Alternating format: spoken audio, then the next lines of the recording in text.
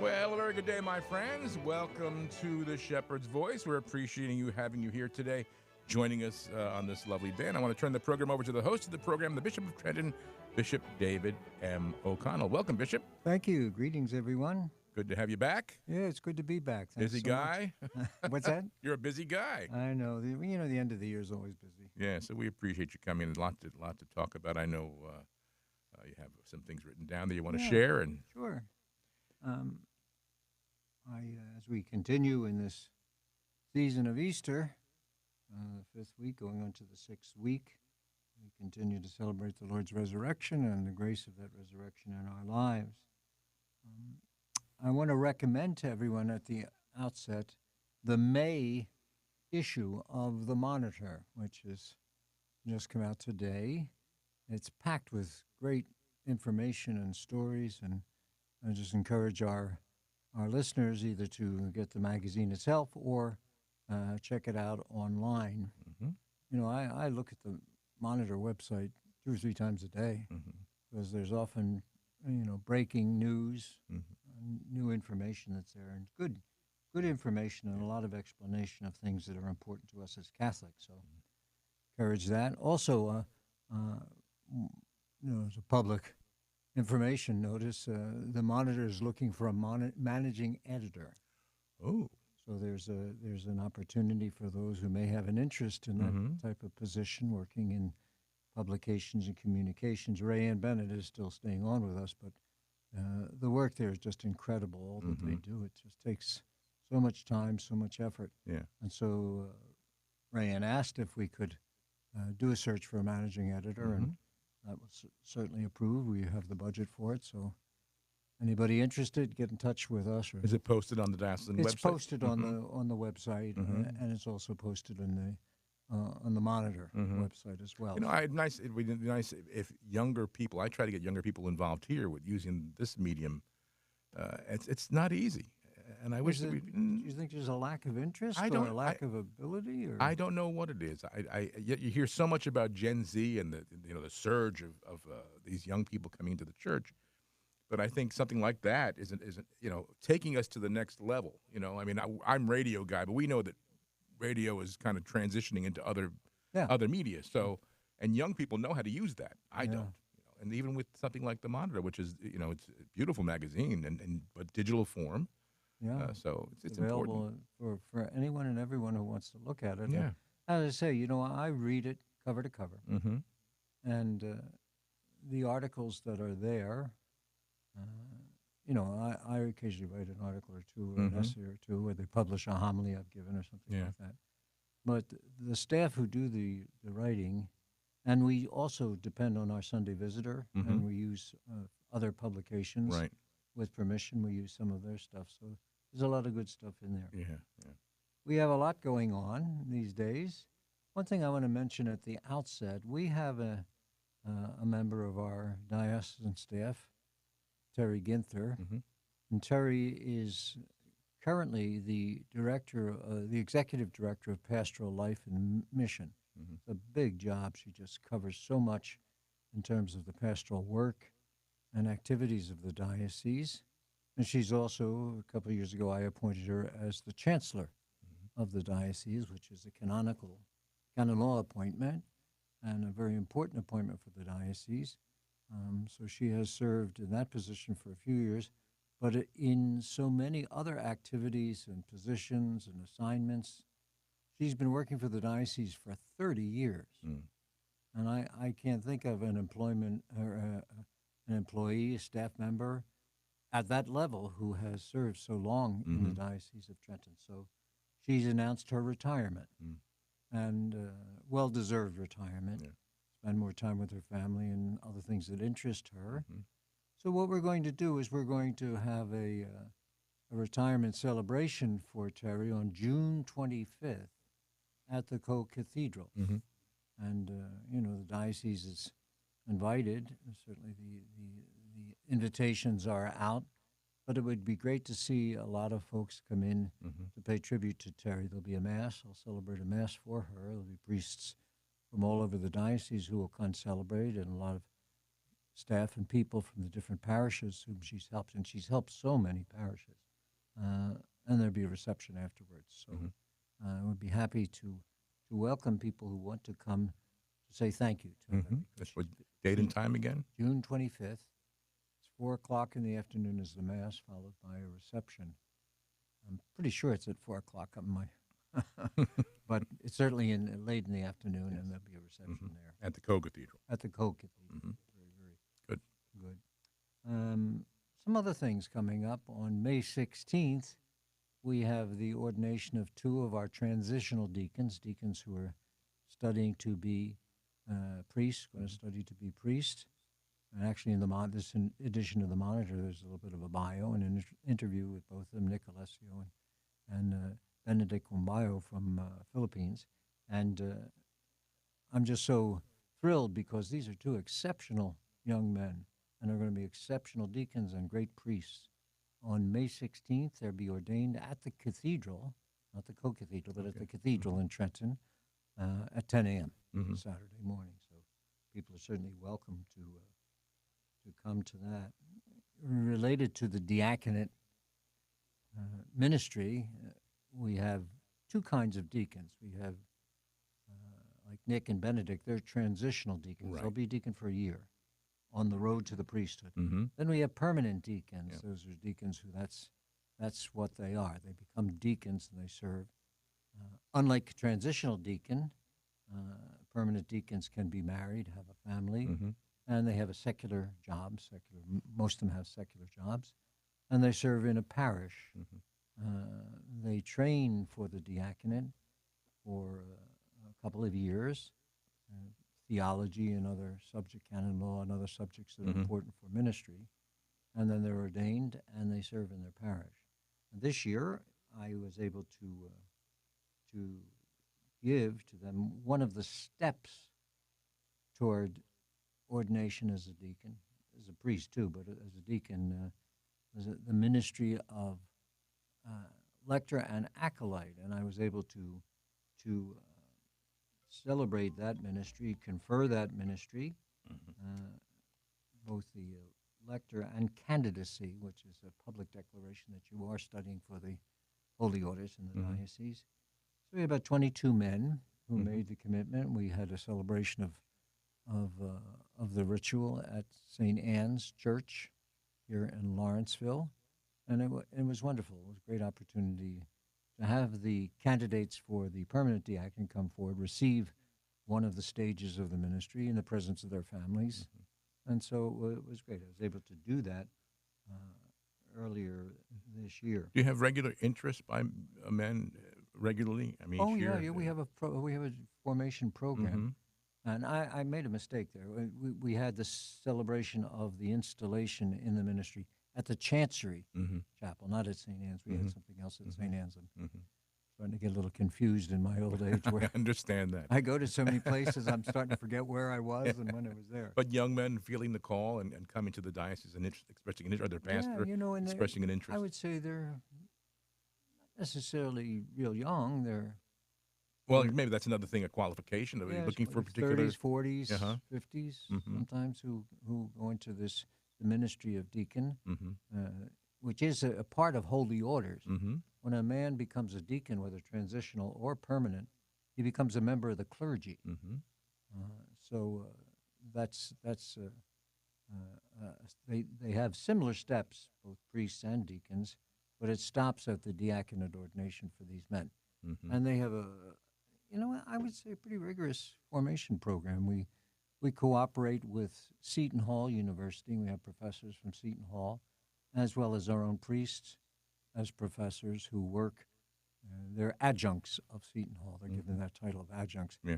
And then at the end of the program, they receive a master's degree in theology, and then during the whole period, they're still working in their parish. Yeah. But after they're ordained as deacon, they can preach the gospel, read the gospel at Mass, preach the gospel, attend to the altar during Mass. They're also asked to pray the Liturgy of Hours, what has called, maybe people would know it as the Divine Office, commit themselves to that prayer. and also to serve charity, Mm-hmm. just as the original deacons. We're hearing in the Acts of the Apostles these days all about Stephen and Right. the other men that were called to serve, and they fulfilled a And they can similar. baptize. They can give the sacrament of baptism. They can witness weddings, officiated weddings, and of Mm-hmm. course, one of the great services they perform is they help out for funerals, for Mm-hmm. wakes, and Yeah. things like that to perform the services. They do internments in in the cemeteries, Mm-hmm. after the person dies. It's interesting. It's something that's happening more and more. We've noticed is that families are not having masses, Funeral masses? funeral Really? masses, for like their parents Wow. die. They're having services Hmm. at the funeral home Oh. or even services in the church, Mm. but not a mass.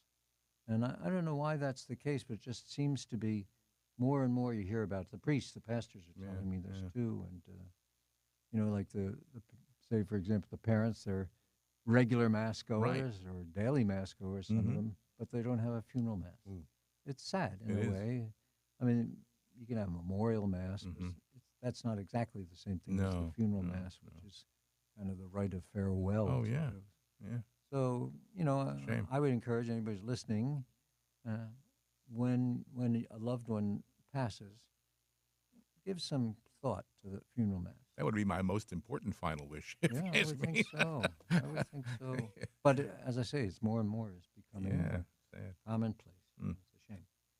Uh, I also was able to give ministry at St. Charles Seminary. Mm-hmm. Last week on May 2nd, I went down to St. Charles. St. Charles They're not Seminary in is the. now a new place. Yeah, it's not the old It's campus. Right? Gwynedd Mercy, but they've done a Yeah. fantastic job, Mm-hmm. beautiful job Yeah.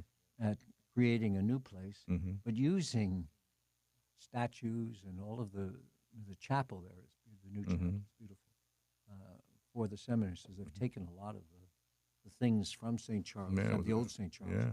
Mm. and put them in the new place. And I was down there for a pastoral visit a few weeks ago. What a wonderful day! I said mass for the whole Mm-hmm. seminary community, and enjoyed having dinner with them. And then I went down this past Saturday again but we had the ceremony at Corpus Christi Church in Lansdale, Mm. Mm-hmm. in the seminary chapel. It's big, but it wasn't big enough to. There were 17 candidates for diaconate who received acolyte. Some of them were receiving acolyte in preparation for permanent diaconate, Mm-hmm. and others were receiving it for their priestly. Am I confusing? No, we have men there at the seminary. We have had men there at the seminary. Right now, we don't have. Mm-hmm. We have men studying there, but they weren't receiving Mm-hmm. ministries. But they're there. Okay. Studying there. And that's one of the seminaries. I That think in St. Mary's and Mount St. Mary's in in Baltimore. Emmitsburg. Emmitsburg. I think there are 4 Mm-hmm. seminarians there Mm-hmm. currently. Mm-hmm. Yeah, it's beautiful. Yeah, I know the old campus was a beautiful Oh, yeah. location. I was, of course, being from the Archdiocese of Right. Philadelphia, that St. Charles Seminary Yeah. was an icon. Right. Right. When we were altar boys and little Mm-hmm. youngsters, that was the big picnic, the big trip the priest took the altar boys to St. Charles Yeah. for the day. I'm sure Yeah. it was a recruitment, Yeah. quiet recruitment tool. Because Yeah. we'd go there, and of course they'd play baseball or go in. They had Right. a swimming pool an inside swimming Mhm. pool. I don't think they have it. I don't think they had it in the last couple of years, but they Mhm. had a pool, and we'd have a picnic, and Yeah. of course you'd see all those young seminarians walking around in their black cassocks, Mhm. and you'd be Mhm. impressed by Yeah. by Yeah. being there. Oh, sure. So it was a great thing. Yeah. In those days, yeah. It was great. Yeah. So that was that, and we currently have 10 seminarians in the Diocese of Trenton, which is a nice number, but not nearly enough. Mm. I wish we had 10 times that number. Because attrition is not balancing out. I would imagine that more and more priests are getting older and Yeah, less, yeah, it is true. We have 10. I think we have 7 coming in. Yeah. In September Mhm. to the seminary, to one of the seminaries. I don't know if the new men have been assigned their seminary Mm. place, but we have Father Christopher Calavito, who was the Catholic chaplain at the College of New Jersey, Mm-hmm. and a million other things. But he's in charge of the diaconate program. But he also is the vocation director Mm-hmm. for the diocese, and he does great work. I'll say a little bit more about him in a bit. Mm-hmm. And then Monsignor Thomas Mullally, who's the vicar for clergy and Right. religious of the diocese, once the seminarians make their application and are accepted, then they leave Father Calavito and move over to Mm-hmm. Monsignor Mullally, who's the director of seminarians. Mm-hmm. And so he supervises them during their seminary formation. Father Calavito does the diaconate formation program and organizes that for us. And Yeah. he does a great job. We had on Good Shepherd Sunday, which was April 26th, Mhm. that weekend, we initiated a program. It's called Called by Name, and really a very creative program that Father Calavito had put together. It's not original. This has been Right. around for a while, Right. but we haven't done it in the diocese for a while. I think we did it once before. And what it involved was seminarians or priests would speak about vocations to the priesthood, Mm-hmm. and in an effort to try to do some recruitment. And they had little postcards, Right. which they put into the pews.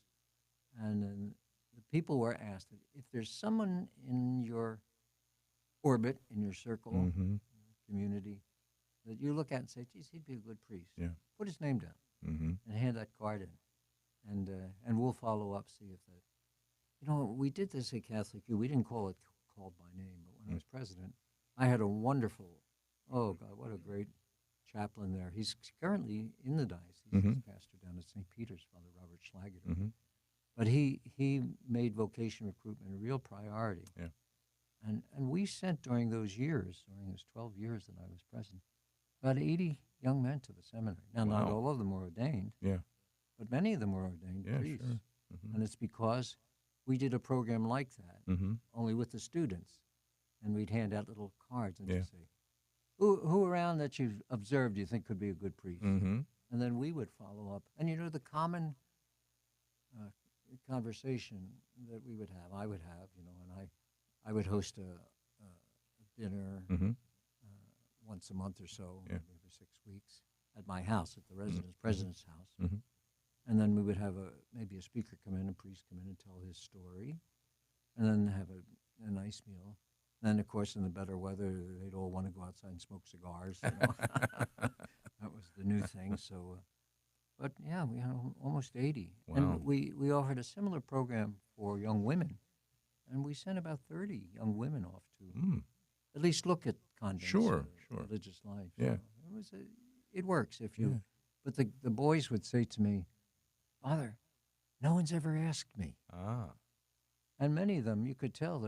I remember one boy came crying. He said he was so honored that we would think of him as Yeah. a possible priest. Wow. So, the vocations are there. Yeah. I'm convinced of it. And every parish, and I keep a pretty exhausting schedule Right. visiting parishes. I always ask the altar servers, the boys, Yeah. if they've ever thought about the priesthood. And Yeah. many, many times they'll say, "Oh, I've thought about it." Yeah. And Yeah. the fact that they continue to serve at the altar, even into their high school years, to me is a good sign. Yeah. It's fertile ground for vocation. Mm-hmm. I remember many years ago when he was the rector at St. Charles, I guess now Bishop Burbage. Oh, what a wonderful. Yeah, I had him on my program, and I mentioned vocation crisis. The vocations never went away.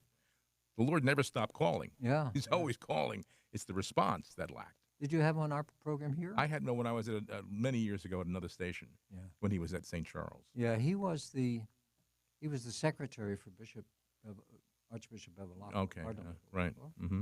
and then became the rector. The rector, yeah. of the seminary. Wonderful man, and he's Bishop of Arlington, and Yeah, I always enjoyed having him on. Yeah. bishop, and I read everything he writes. Mhm.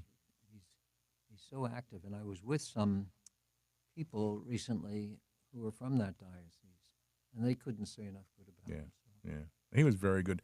As I said, he was the rector at the time, Yeah, he and we were was. we were always just trying to promote vocations over the air, but he would say that the vocations never went away. The vocations are there, but just the men aren't responding to. The Lord never stopped calling. He's Yeah, always calling, yeah, it's true. So But And it'd be interesting to see, Bishop, all the news we have and information we have about the Gen Z people who are coming into the church. If we see an influx, even of vocations with young men who are expressing an interest, the way they're saying that they're all coming into the church, looking you for just got to something. keep talking Yeah, about yeah, it yeah, and let them know that this is an option, yeah. an option for them in their life. Sure. We had this year at Easter, and we're still in the process with Pentecost that's coming, but we had about 1,095 people come into the church. Mm, That's a lot. that's a lot. Little How did bit, that compare to previous years? it's a little bit less than previous years, but it's Mm-hmm. still strong. Mm-hmm. Strong. Mm-hmm. We have the right of election every year. I think I probably talked about it on this program, where those who are catechumens or candidates, Mm-hmm. those who have not received sacraments, or those who have received baptism but haven't received all the sacraments, where they come to the co-cathedral and their names are announced and they're enrolled. Mm-hmm. I had to send it to the parishes this year, but I can't remember why. We weren't able to have it in the co-cathedral for some reason, but it was a huge number of candidates and catechumens this year. Mm-hmm. So, Mm-hmm. it's a great source of encouragement for us that the church is alive and well and moving forward with these young people. Yeah. And hopefully, maybe some of them will think about the priesthood, but we'll keep Right. asking. Mm-hmm.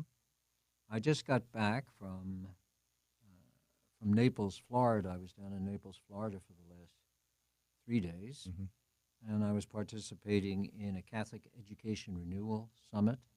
It was a gathering together of educators, but more really philanthropists and people who are supporting, really feel strongly about Catholic education Mm-hmm. and are supporting. And I was invited. I'm the chairman of the Catholic Education Committee of the Bishops' Conference, so I was invited, I guess because of that role, to speak there, celebrate Mass for them, and then in the evening to give the keynote address at they call it a summit. Mm-hmm. And what a wonderful gathering of people. There were about 40, 50 people who were really convinced about the importance of Catholic education and Catholic schools. Mm-hmm. So I gave an address I entitled "Catholic Schools Are Our Hope," and I gave them a good talk. We had a nice session. And I attended the sessions too during the day. I wasn't sure that I was going to, but I did, Mm-hmm. and I was just blown away by the commitment of these people to Catholic education. It's so important. And they talked about their schools. They talked about their bishops. They're from all over the country. Yeah. And what they're doing, some really interesting ideas that they gave about Catholic schools Mm-hmm. and approaches to Catholic schools, like the Catholic liberal arts curriculum. Mm-hmm. That's not what it's called. I forget what it's called, but it has a name. But we have two schools in the Diocese of Trenton who are pursuing that curriculum. St. Charles in Cinnaminson, St. Charles Parish School, and in St. Mary's in Middletown, where Father Jeff Kegley is. Father Kegley's having his 30th anniversary as a priest, so if you're listening, Father Kegley, happy anniversary. And they have it there, too, so they're working on it. There's some misunderstanding, like people think it's like this right-wing thing, and it isn't. It's just the liberal Catholic curriculum that Basically, the way we were taught. that's right. It is the kinds of things that we were taught, growing up, and leaving out some of the elements of woke and all this other stuff, and really giving a very solid Catholic education. Yeah. It's classic. They call it classic. Classic. Classic, Maybe right? that's another classic.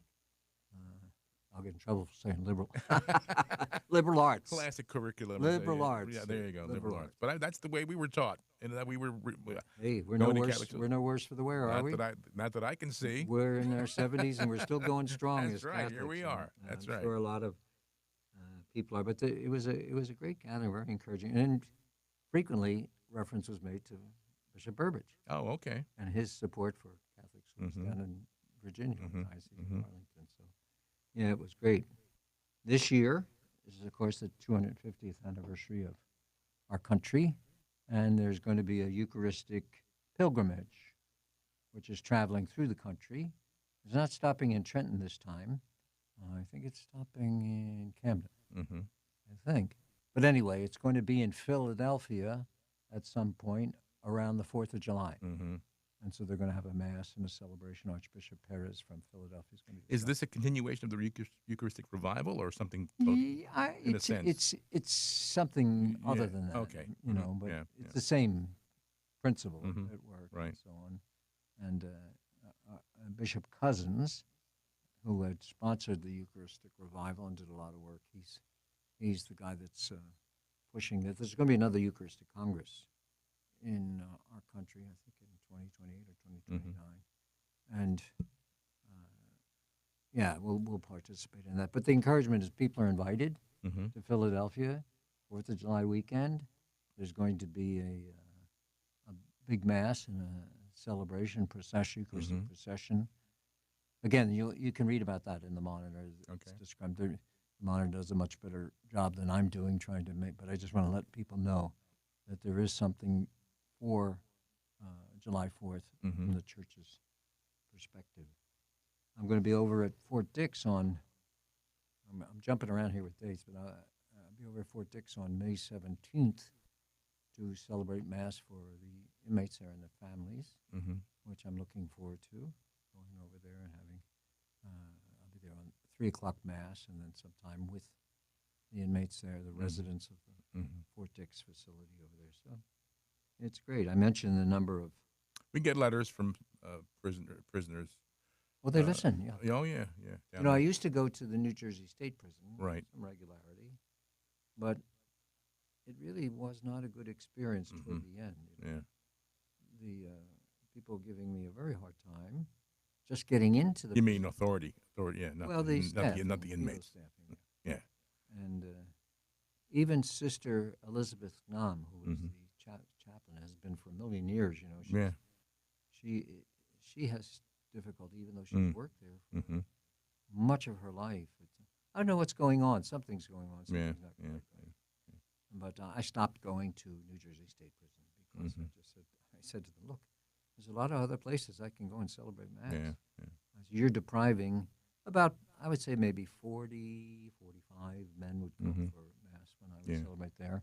And we have other priests who were going there too. Yeah. Well, we get letters from there too. People listen. Oh, they do listen. Oh, yeah. Yeah. And I send them my greetings and my love. I haven't been able to see them for a year or two, but I certainly think about them and pray Yeah. for them. They're Mm-hmm. good guys who Mhm. are, have a hard experience in life and Mhm. difficult experience, and Mm-hmm. they broke the law, and they're Right. they're paying the Paying the price. price, for yeah. that, but, still Catholic. And Absolutely. We get some children of God. beautiful, beautiful letters sometimes. So the Fort Dix, I don't know how many people will be there, Mm-hmm.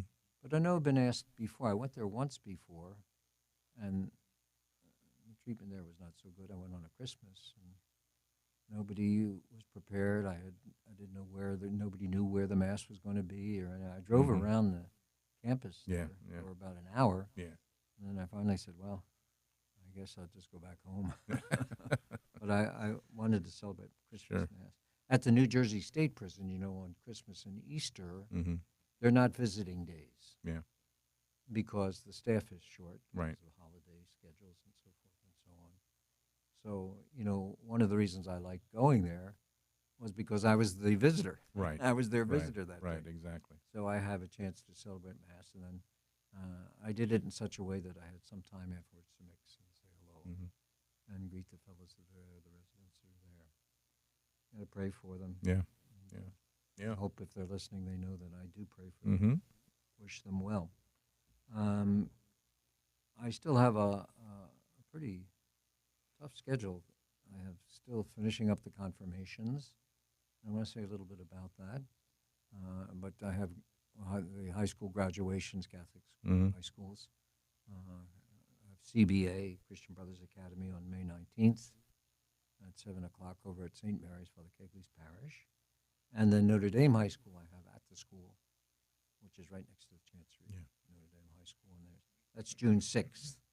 Mm-hmm. That's at 5 o'clock. So I'll be celebrating with the graduates and wishing well to all the other graduates who are out there. Sometimes what happens is when the school is planning its schedule, it plans its own schedule, Right. but the next Catholic school or a couple other have the same date Yeah, that they yeah, choose, so yeah, I'm not yeah. able to make Right. a lot of them as I would like to. OSC. You know, this year, Jim, is the Bishops' Conference, which has its June meeting. It will have meeting during the Feast of Sacred Heart. Mm-hmm. And so the bishops have decided to consecrate our country on this 250th anniversary to the Sacred Heart. It's going to be a beautiful celebration there.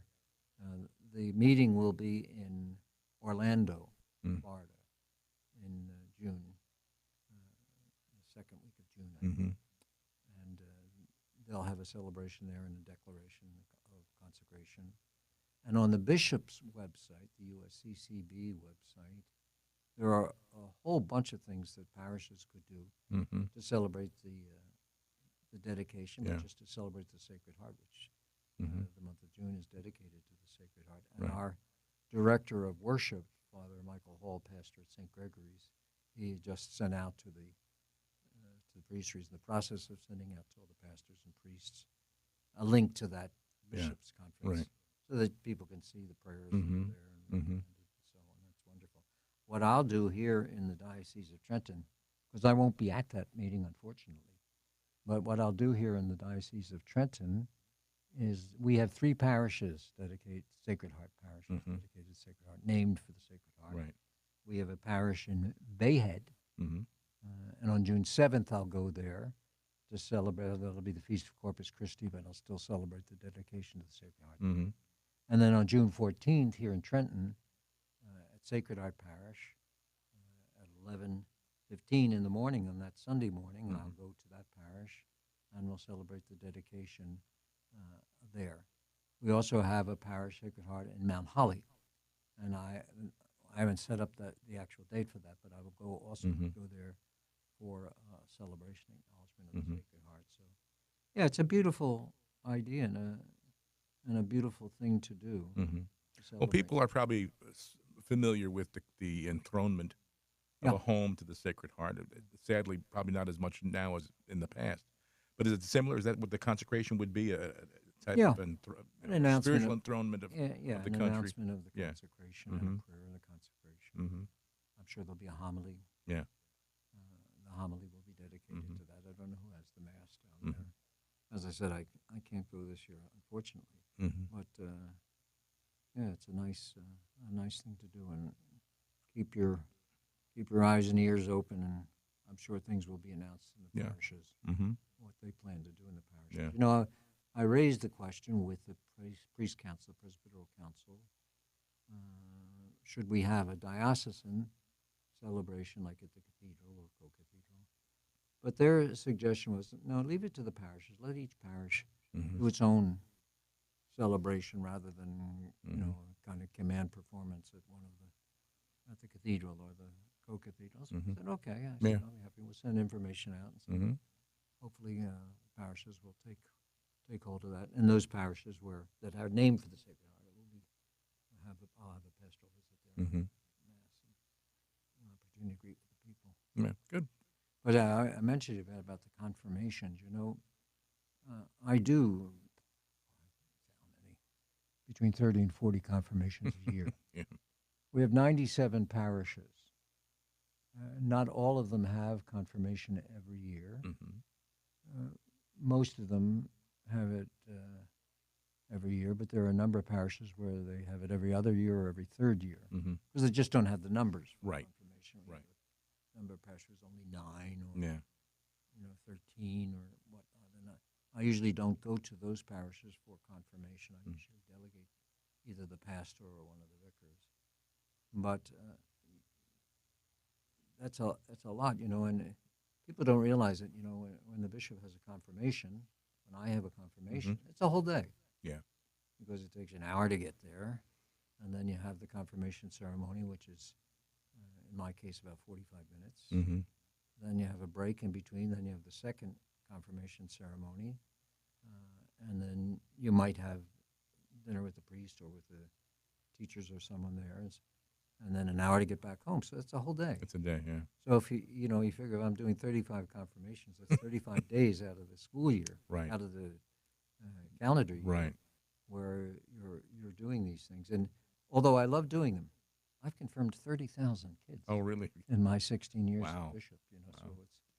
it's a beautiful thing. Yeah. But when you go to visit the parish for the confirmation, most of the people who are attending are not parishioners of the diocese. They're from somewhere, Staten Right. Island or somewhere else. And they Right. come for see their nephew A or niece relative, or yeah. grandchildren, and Yeah.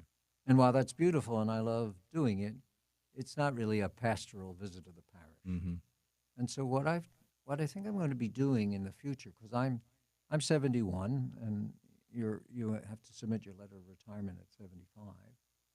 So I use these next couple of years to try to get around to as many parishes as I can for pastoral visits, Mm-hmm. where I go, say mass, have a little reception, get a chance to meet the parishioners. Uh, it's getting harder and harder for me. Sure. I'm not asking for sympathy here, but just to let Yeah, just being it's, honest. Yeah. it's hard to get around for me. Yeah, And yeah. I've noticed in recent months, maybe the last year, it's just become very difficult for me. Mhm. The walking is very difficult. Yeah. I've taken pilgrimages, Yeah, I know. and I think I'm Superman. I can go, but it's hard to get around. The body doesn't. The body the doesn't. spirit is willing, but the flesh is It weak. doesn't always cooperate with me. And I took a group to Rome. I've been taking priests to Rome in the first week of January. Yeah. Because they're finished their Christmas cycle, and Right. the diocese usually gives them 3 days off. Right. 3 Sure. days. Well deserved. So yeah, that's well deserved. They do a wonderful job. But they add a couple days to that, and they'll go with me on pilgrimage to Rome. I've done it the last couple of years, and I did one last year, I think. Yeah, to Paris, Mm-hmm. which was also great. We went to the Miraculous Madeleine, St. Vincent de Paul, of course, is my founder of my community. Beautiful, beautiful travel, but it's hard. Yeah. And I even noticed, like this trip to Florida I just took, it was torture. Yeah. Get into the plane, get there, Yeah. And when I go to the airport, I have to use a wheelchair. Me too. You use a wheelchair? Oh yeah. Because it's such a long trip from one I part of the know. airport. I know. And I say it's always my luck that with the plane that I'm catching is 885. Yeah. It's all the way down the end. Yeah. I always feel bad for the guy pushing me, but it's like. Well, then you know. that's a job. That's I know. I that's know. what I know. they're hired to do that. Yes. But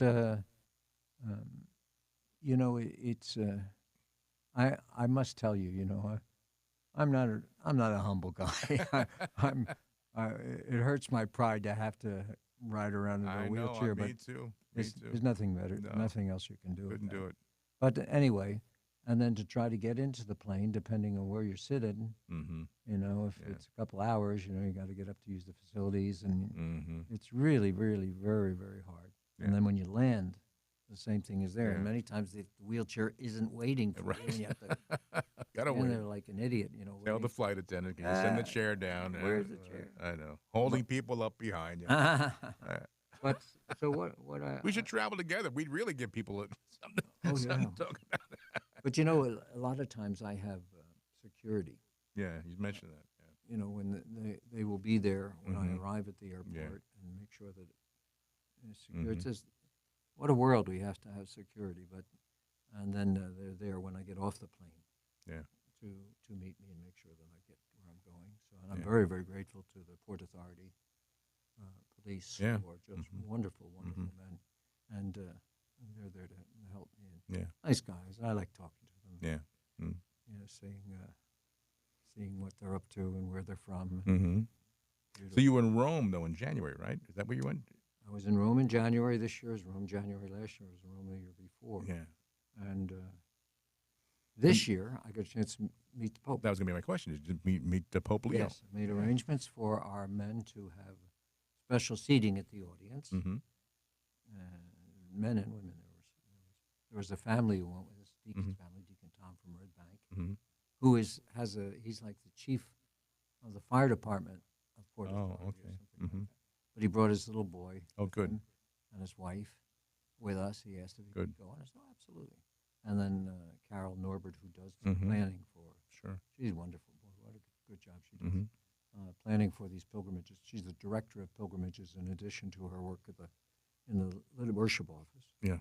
And then my administrative assistant, Mhm. Grace McGee, was also another wonderful person at the Chancery. She went with us, Mm-hmm. and it's nice for Carolyn to have some other Oh, sure. woman with her, Yeah, some, yeah, for girl talk and whatever. yeah.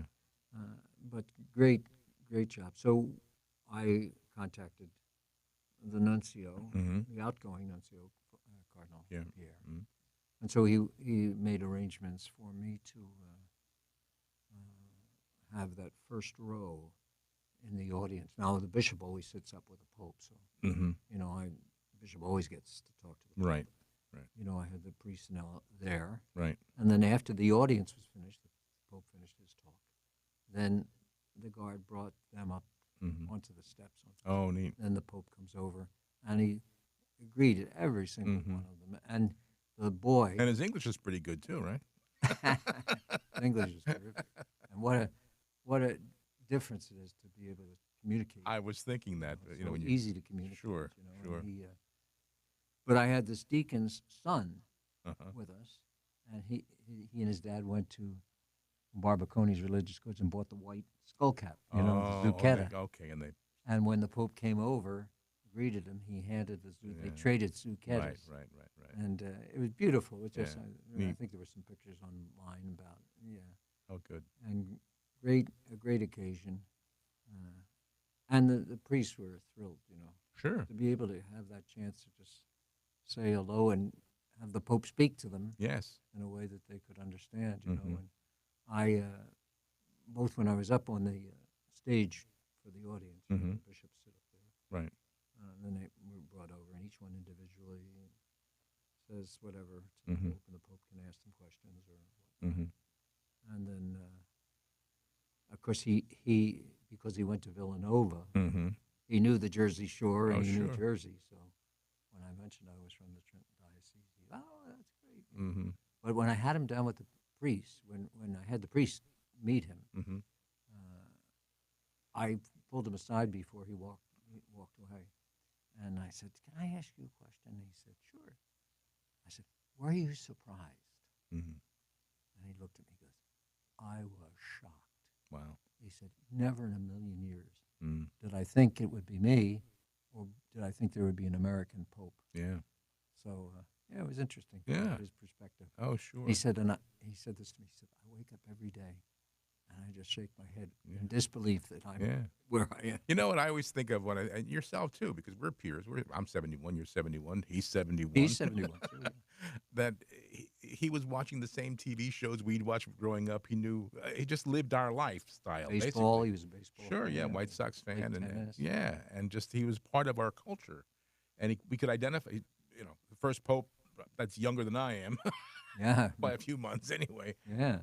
But that always interested me. That he's part of our culture. He's not Yeah. from a faraway land, but he's He one of is. us. And well, although he spent maybe about 30 years, I think, in Peru as a Mhm. missionary. He's a religious. He's an Mhm. Augustinian, and the Augustinians are the sponsors of Villanova Mhm. University. So he's a member of that community, and just so gracious and so warm. Mhm. I was just blown away Yeah. at how it was like just being with someone you knew. Yeah. It really was. And Well, as you're saying, it's the culture. yeah. There's a nice, and you can find it on YouTube. It's free. It's called Leo from Chicago. It's a like a Yeah, documentary. And yeah, I it's saw it. beautiful documentary, well Yeah. done, and again shares his life, and we would know it because he's part of Yeah, our culture. someone just sent me yesterday. Anne Allen is her name. She's the author, Mhm. and she sent me. She just wrote a biography. Okay. So I haven't read it yet, but I'm looking forward Mm-hmm. to reading that. I got to go pick it up in the office when Mm-hmm. I finish here. But today, the first anniversary of Pope Leo's election, Mm-hmm. and what an exciting time it was. I was on that pilgrimage to Paris when Pope Francis died. Mm.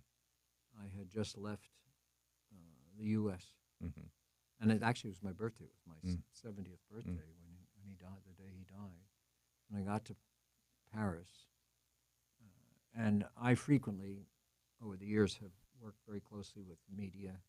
I was in Washington all the time with CNN with Wolf Blitzer and others here with Mm-hmm. Fox, with News Nation, Yeah. and PBS. I just recently did a spot on PBS about the Trump and Leo, A little sparring there. the back Doing a little sparring. the back and forth there. Yeah, so when I got to Yeah. landed in Paris, there was a lot of calls. Yeah. So I did a good bit of media from my hotel room in Paris, Mm-hmm. and about the Pope Right. and one of the things that the news anchors, news media, asked me was who I thought would succeed Pope Mm-hmm. Francis. Of course, everybody was asking that question. Sure.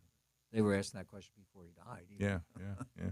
But so they gave me one station. I forget who it was. Gave me 6 files, Mm-hmm. biographical files of like Cardinal Tagle, the guy Right. from the Philippines, whom everybody was saying he was a strong cat. Cardinal Parolin, who was the Secretary of State, Yeah. and he was, and so on and so forth. And Robert Cardinal Prevost, the head of the dicastery for bishops, and he'd only been in that position for maybe 2 years. He'd only been a cardinal for 2 years. But he'd been a missionary in Peru all those other years. So I took his file and I laid it aside. Mm-hmm. And I said, they're never going to elect an American. And certainly two religious in a row, probably not going Right. to happen. So I didn't even read the file. Yeah. And I talked about blah, blah, blah, went on and on Mm-hmm. about the other candidates and pros and the cons. And so came back home and were having some kind of a luncheon for something. But we had the TV there, Mm-hmm. and because the conclave had begun. So all of a sudden they announced that it's an American. And of course, every one of us dropped up whatever we were doing to fixed on the TV, and out he comes. Yeah. And I was like blown away, And when I saw him, and of course he didn't speak English on that first Right. appearance, Right. He spoke in Italian. He was a multilingual guy, like so many of the popes are. But yeah, and he had such a different style. Yeah. And over these months, over this past year, we've had a chance to see that Mm-hmm. style. He's a little more moderate. Mm-hmm. He's a little less media. Right. He's not a sensational guy. He's kind of, and I think in the last year he's brought a measure of calm to the church and sobriety to the institutional church, and the way that he's approached us. His first words as Pope, "Peace be with you." Yeah. Peace be with you. Which is the greeting of our Lord, Mm-hmm. the first greeting of our Lord when he rose from the dead. Yes. But I think Pope Leo inherited a church that was marked by a lot of internal disputes, and it's Yeah. not that unusual, that had come out into the open. And he tried to lower the temperature. Let's put it that way. He tried to lower the temperature on some of the things. And it was his aim, as he said right from the start, to try to encourage unity Right. in a church that was very, very polarized. Right. And so this man who appeared on the scene, a nice countenance, a nice demeanor, and I think people were happy. He's a canonist, a canon lawyer Mm-hmm. by training, as doctor in canon law, as I do, and I see that a lot of times reflected in his approach, maybe Mm-hmm. some of his appointment of bishops. Mm-hmm. He seems to be sensitive to canon law. Yeah. And its workings in the church and how it can serve Mm-hmm. the church.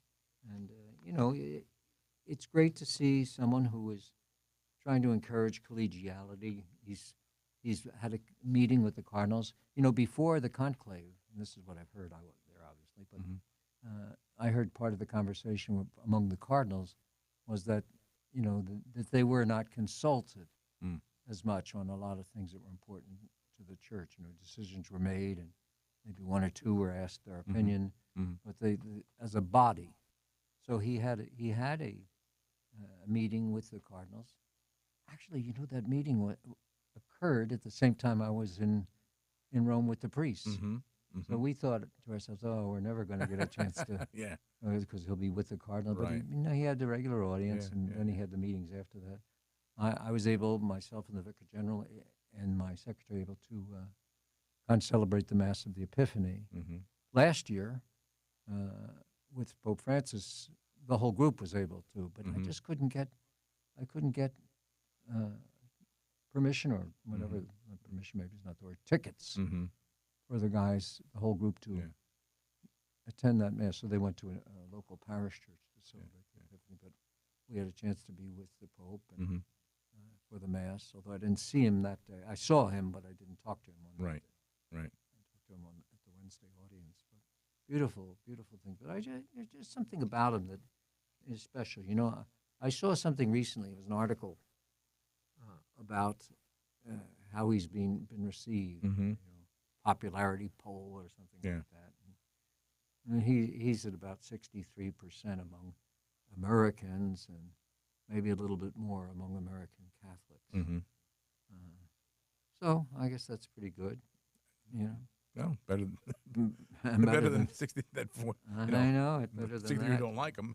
And I think just from his point of view of his teaching and his approach, there is some continuity Mm-hmm. with Pope Francis, which I think is a good thing. Mm-hmm. One pope blends into the other pope. Yeah. But there's also a lot of difference. Like one of the things that he didn't move into the hotel Santa Marta. Right. He was living in where he was living until moving into the Apostolic Palace very recently. Yeah. And, I know when Pope Francis decided not to move into the Apostolic Palace as his predecessors, Right. his predecessors did, there was a lot of, oh, see, he's a humble man, and this is, it doesn't have anything to do with the Apostolic. And it cost a fortune to live at Santa Marta, at that hotel, with everything as years went on with the security and all of that. Yeah. So he's back in the Apostolic Palace and beautiful. And he brought some of the Augustinian conferers that he had Mm-hmm. to live with him. So he has a nice community there. Good. At the palace. You see him, he's wearing the more traditional vestments Mm-hmm. that Pope Francis kind of did away with. Right. And he's kind of brought them back. Right. And he's a beautiful style of celebrating Mass. Of course, he sings. Yeah. So all the parts of the Mass that are sung, he sings. He has a good voice. Mm-hmm. His homilies are not extensive. They're not real Right. long. And he draws a lot from St. Augustine, Mm-hmm. Who was the founder of the community Sure. that he lived, and he took for a motto something from St. Augustine, in illo, uno unum, One in the one. Latin for it. Yeah. And I know you love it when I speak Latin. In the one, we are one. In the one, we are one. Yeah. And that's a beautiful message. And he It really is really trying to unite the church as much as possible. Yeah. You don't see him going after certain things like others have done. Right. And I know for us here in the diocese, the Latin Mass is important to some of our parishes, and he's not taking that on at this point. Yeah. It's not. And some of the hot button issues that people are all talking, when the discussions of synodality, the words I tried to explain on PBS tradition for a long Sure. time. Sure. Well, he wasn't a good judgments. Right. I'm not to understand that the Pope has a role and a position, and he said that again and again. My role is to preach the gospel. Yeah. Yeah. And that's what he wants to That's do. right. And it is a gospel of peace. Yeah. And I know it's been said, well, he supports nuclear weapons in Iran. He's never said it. Never. Yeah. And they keep bringing it up again and again and again. Yeah. He never said that. And Pope Leo and his predecessors have always spoken against nuclear arms. Mm-hmm. Yeah. So I don't know what some people expect. Yeah. There's always troublemakers. Always something going on, and as I say, I just, they sent Secretary of State Rubio Yes. over there. Yeah, he's over there now. Yeah. And I think part of the reason was to calm, Yeah. or part of the reason became, I don't think it was the reason he was going, but Yeah. part of the reason became to try to temper some Yes. of the hostility there. But Well, Bishop, unfortunately, our time is up, so we're What? going to have to head on We're out done? of here. Yeah, done already. Boy, I can talk. Yeah. Now, well, Oh, it's talk great. A, People talk love a hearing. dog off a baloney wagon. You know? People love hearing from you. It's So great to be with them. thank you for taking time out of your busy schedule to be here, Happy and to be here. hopefully maybe one more time before summer if you come back next yeah, month. that's right. I All hope right. maybe I can. Maybe by then I'll have a little more time to say. I won't be able to be here on the first Friday of June. Right. I know that, but maybe the next Friday. Sometime, yeah. in the Yes, month. as we did this month. Right. You know, have something more to say about the Sacred Heart and All right. some of the things that Great. are going on. Thank you. God bless you, Thank Bishop. you. God bless Thanks, you, and God friends. bless everyone.